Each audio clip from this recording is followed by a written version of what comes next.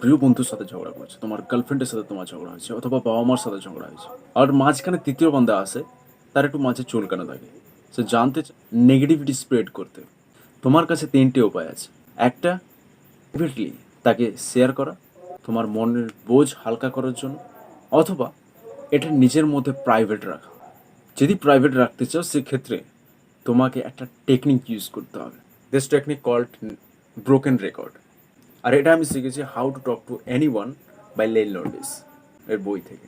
তোমার আর তোমার স্ত্রীর সাথে ঝগড়া হয়েছে, আর মাঝখানে তৃতীয় বান্ধব জানতে চাইছে যে তোমার আর তোমার স্ত্রীর মধ্যে আমার কি হয়েছে, মানে তোমরা আলাদা, আর তুমি চাও না যে তুমি এটা প্রাইভেটভাবে তাকে বলো, তুমি এটাকে এড়াতে চাইছো।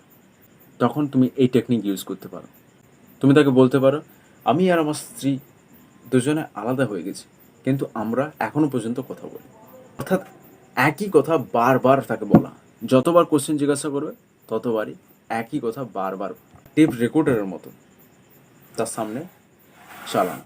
আর এতে করে তৃতীয় বান্দা রেগে যাবে আর তোমাকে অ্যাভয়েড করবে, জানতেও চাইবে। That's called broken record. এটা কমিউনিকেশন একটা সিম্পল টেকনিক। যদি তুমি ইন্টারেস্ট হও তোমার কমিউনিকেশন স্কিলকে ইমপ্রুভ করতে, নেক্সট লেভেলে নিয়ে যেতে, তাহলে চ্যানেল অবশ্যই ফলো করবে। নেক্সট আপকামিং ভিডিওতে আমি তোমাকে শেখাবো কীভাবে তোমার কমিউনিকেশন স্কিলকে তুমি ইমপ্রুভ করবে।